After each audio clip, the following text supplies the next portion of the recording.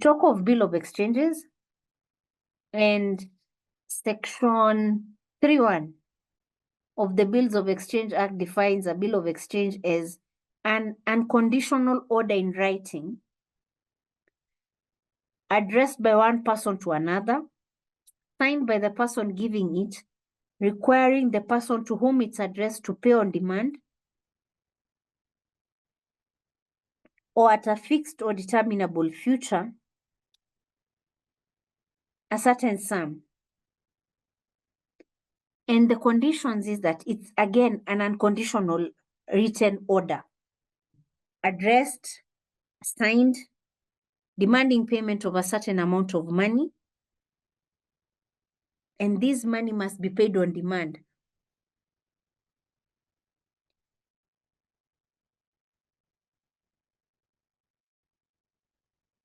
So the parties to a bill of exchange, they're the drawer and the drawee. And the drawer is the person who draws the bill demanding payment. The drawee is the person to whom the bill is drawn. And this is the person that pays the amount due. The person to whom the amount is paid is then called the payee. So we have different types of bills, and they may be classified on the basis of to whom payable. And a bill may be by bearer or order. A bearer bill is payable to the holder or the bearer of the instrument. An order is that of a specific person. It can be, there is no and or maybe. It is simply payable to whoever is specified. We also talk about where one is, where it is drawn and payable. So an inland bill is within the borders, within East Africa. And a foreign one is outside the classifications of these transaction borders that we normally have. So we also have the classification of when payable. And if it's a site bill, it's payable on demand. Where it's a usance bill, it's payable at a fixed or determinable future time, not right now. We have agreed that we will pay it after 6 months, or we'll pay it after 1 year, or we can agree at the end of a certain period. Let's say when the company stops existing or stops becoming a going concern. We can also check whether it's transferable or not. So a transferable bill is one which is capable of being negotiated by one person to another. Non-transferable, stipulation prohibiting transfer. We talked about those dividend checks. You cannot transfer them to any other person. The person to whom they endorsed is the only person that can actually present them. And once the prescribed time is over, then they can get the money in the account.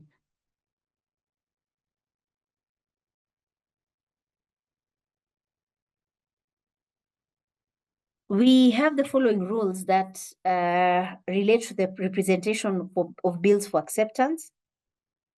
One, it must be presented at a reasonable hour, and it's presented by the drawee or his agent.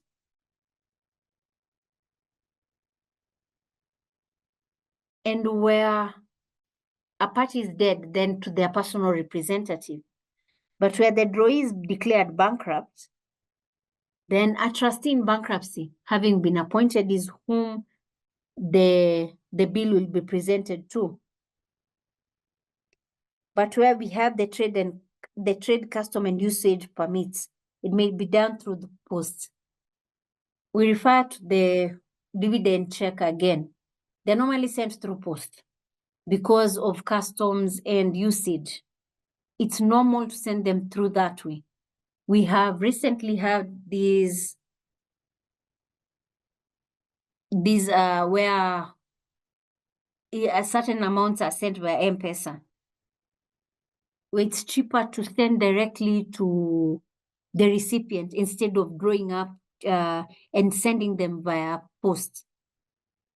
So with the advent of ICT, how things have changed and they had made life easier, then you find that the rules will relate in as far as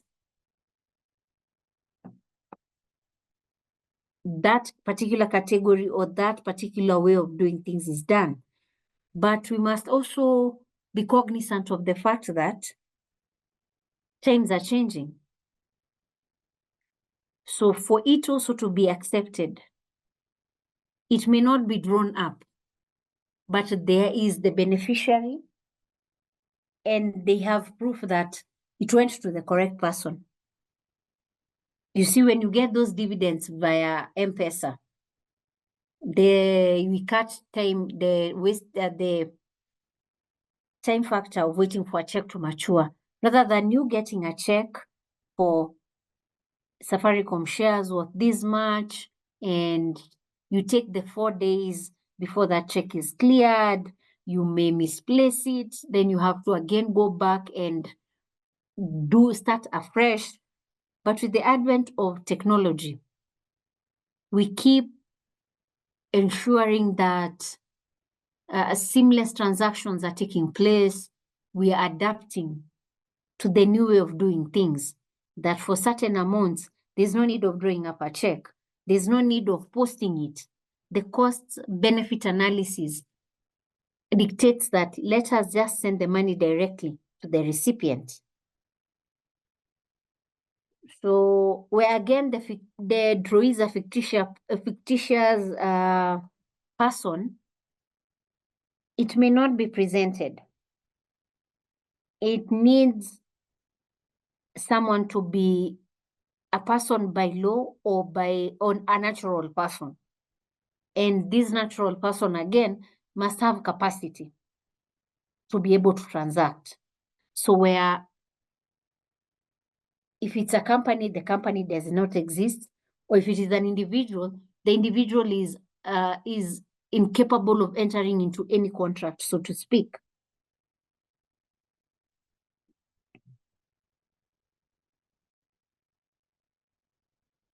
So we talk about the acceptance of a bill, and this is the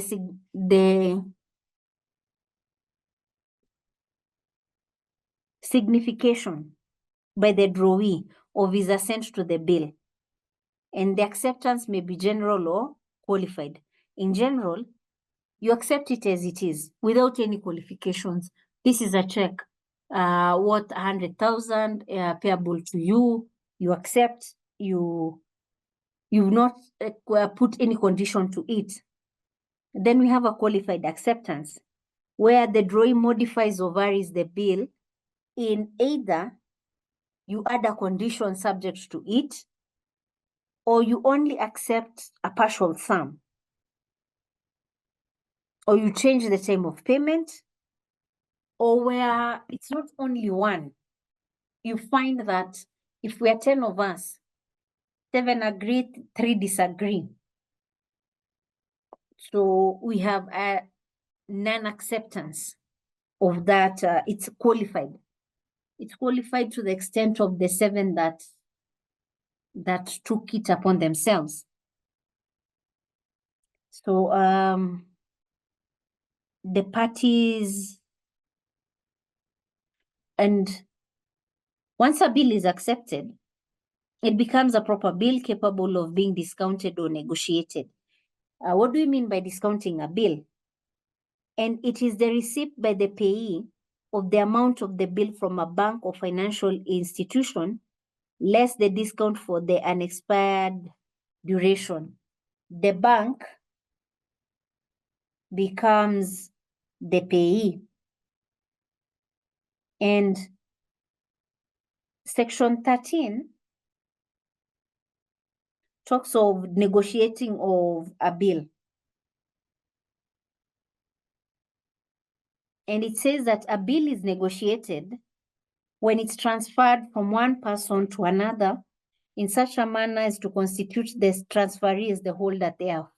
If I am to give you this check, we have negotiated it because you become the bearer of that same check, especially where it is not endorsed and it is negotiated by delivery, handing over that bearer bill, then we have negotiated it.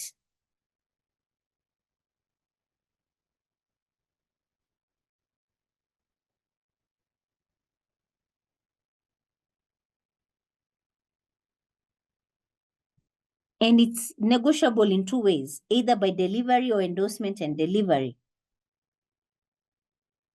What are endorsements of bills? And this is the signing or executing by a party for purposes of negotiating it to another.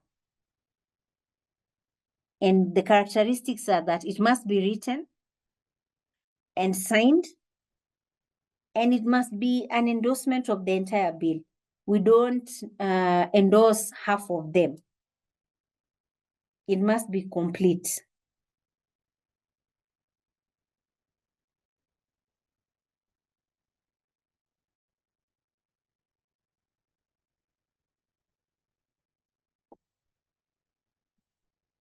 And these endorsements may be blank, special, conditional, or restrictive, depending on the terms of the agreement.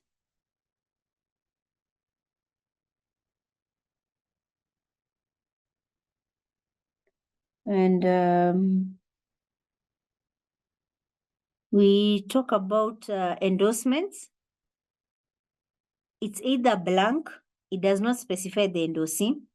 It's special, it specifies the person to whom or whose order the bill is payable. Where it's conditional, it is an endorsement which exempts the endorser from liability if the bill is dishonored. And we have also restrictive. It prohibits further negation of the bill.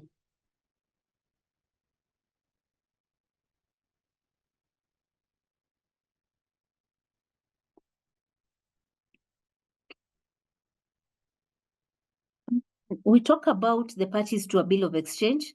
One is the holder for value. And this is someone who has provided valued consideration. And then there's the holder in due course. And you become a holder in due course if you hold that bill which is complete or regular before it's overdue, in good faith, and without notice of previous dishonor.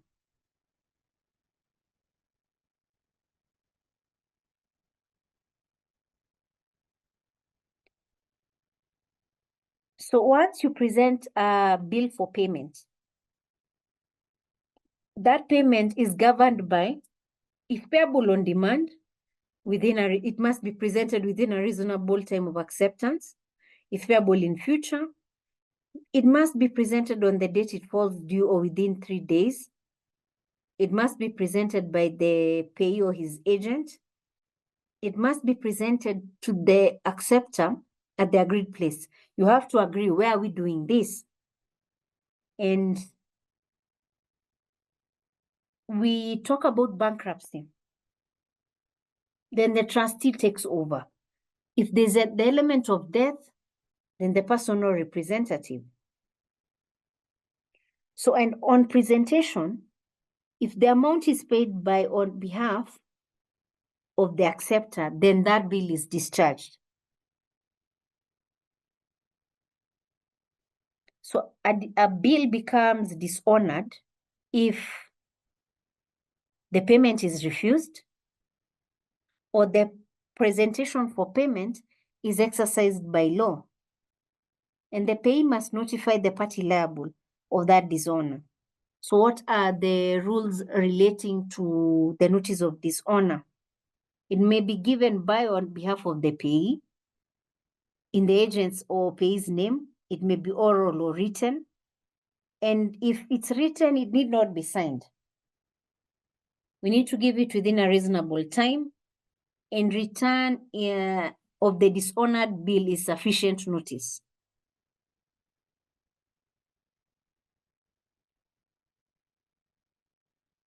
So a bill is discharged by the payment in due course by the acceptor, and that acceptor becomes payee of right.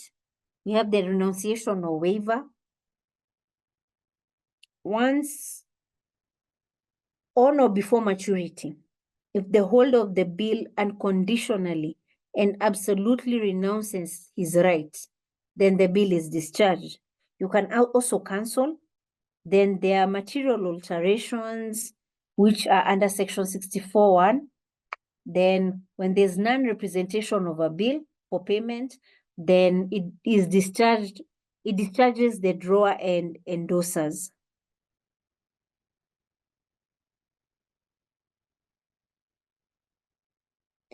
Having done that, we have come to the end of negotiable instruments, and we have the past paper questions on the screen.